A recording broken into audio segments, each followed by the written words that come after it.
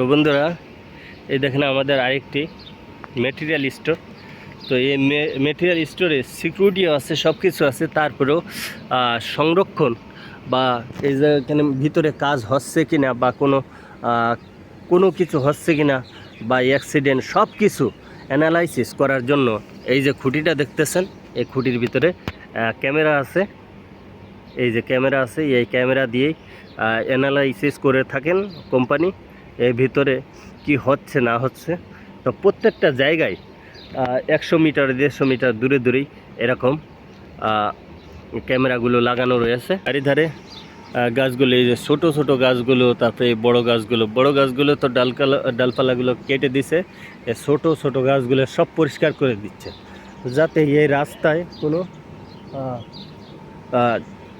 কোনো ঝুড় ঝামেলা বা এই ডালপালা এসে রাস্তা ঢেকে না যায়, বা এই রাস্তায় যে গাড়ি চলাচল করে, মানুষ চলাচল করে, কোনো অসুবিধা না হয়, যার কারণে এই গাছগুলো কেটে দেওয়া হয়েছে। তবে সম্পূর্ণ নয়, কিছু কিছু যেগুলো রাস্তার দিকে আসছে, সেই ডালপালাগুলো কেটে দেওয়া হয়েছে। আর এই দেখেন একটি ড্রাইভার ভাই, উনি এই গাড়িরই ড্রাইভার মনে হচ্ছেন। তো এই গাড়ি থেকে এই জায়গায় হয়তো বা বাড়িতে কথা বলতেছেন, যাই হোক ফ্যামিলির সাথে কথা বলতেছেন মনে হচ্ছে।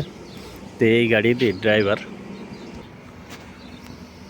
তো বন্ধুরা দেখেন আমাদের এই বিল্ডিংগুলো কত উপরে, এতটাই উপরে যা মনে হচ্ছে যেন মানে আসমান ধরবে এমন ওখানে অবস্থা। এমনই দেখা যাচ্ছে। আমি যদি ওই জায়গার থেকে আমি ভিডিওটা জুম করে দেখানো লাগতো, নয়তো বা আপনারা ওই বিল্ডিংয়ের উপরতে ভিডিও করলে এই রাস্তাটা একদম চিকন এবং সরু রাস্তা দেখতে পেতেন। তো এই যে আরেকটি খেজুর গাছ দেখছেন, খেজুর গাছগুলো এই জায়গায় আমাদের এই কোম্পানির চারিধারে অ্যাভেলেবেলই আছে। আছে আপনাদেরকে জুম করে দেখাই, এই আছে, তারপরে দেখেন এই একটা আছে, তারপরে মানে বহুত আছে। তবে আমি ভিডিও করতে করতে দেখেন আরেকটি বিমান চলে যাচ্ছে। এগুলো হচ্ছে প্র্যাকটিস করে এই জায়গায়। এগুলো এই রাসেল কেমাই এই জায়গায়, এটা পাবলিক প্লেসে এগুলো প্র্যাকটিস করা হয় এই বিমানগুলো দিয়ে।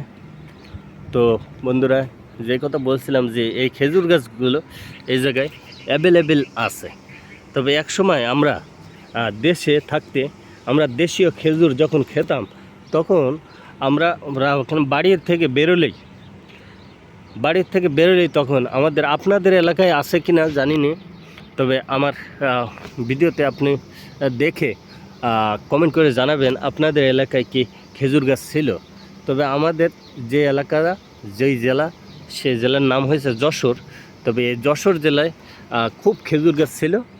আমরা খেজুরের গুড় বা পাটালি বানিয়ে খেয়ে থাকি, বা কেন রস বা রসের ক্ষীর, এইভাবে আমরা বানিয়ে খেয়ে থাকি। তবে এই জায়গায় এসে নিজ চোখে এই খেজুর গাছগুলো দেখলাম।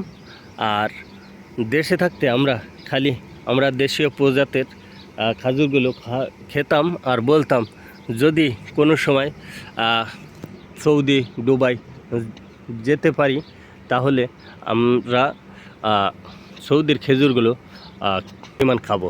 আসলে বন্ধুরা, এই জায়গায় এসেছি ঠিকই, খাইও ঠিক, কিন্তু আসলে এই গাছের খেজুরগুলো যখন পাকে, এগুলোতে অনেক কাজ আছে। সেই কাজগুলো করার পরে খাওয়ার মতন হয়। আর যদি এইভাবে ডাইরেক্ট এই খেজুর গাছের খেজুর খাওয়া হয়, তবে একদম ডাইরেক্ট আমাদের দেশীয় প্রজাতির খেজুরের মতনই লাগে। আমরা যেরকম এই বিদেশি খেজুরগুলো খেলে একটা অন্য ধরনের ফিলিংস পাই, সেই ফিলিংসটা পাওয়া যায় না। সেই কাঁচা খেজুর বা পাকা খেজুরটা একদম দেশীয় জাতের খেজুরের মতন লাগে। এখন কিছুটা সন্ধে হয়ে আসতেছে, তো লাইটগুলো সব জ্বালিয়ে দিছে। তবে এখন আকাশ এখনও পরিষ্কার আছে বিদায় লাইটগুলো একটু নিম করতেছে। যখন অন্ধকার আসবে দেখেন এই যে বিমানগুলো, আপনাদেরকে জুম করে একটু কাছে এনে দেখাই। তো এই বিমানগুলো এই জায়গায় হামেশাই সব সময় দেখা যায়। সব সময়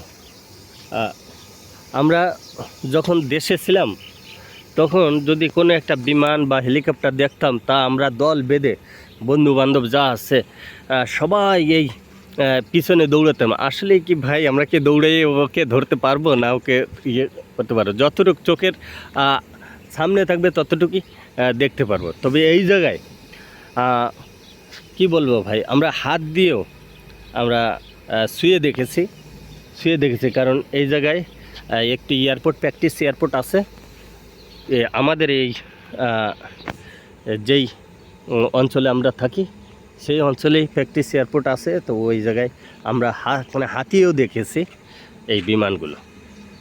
তবে এখন আর সেই ফিলিংসটা হয় না। তো বন্ধুরা, আমার এই ভিডিওটি দেখে যদি আপনাদের কোনো তথ্য দিতে পেরেছি বা নেক্সট আরও সুন্দর ভিডিও পেতে চ্যানেলটিকে অবশ্যই সাবস্ক্রাইব করবেন। তো বন্ধুরা, যে যেখানেই থাকবেন সুস্থ থাকবেন, ভালো থাকবেন। আল্লাহ হাফেজ।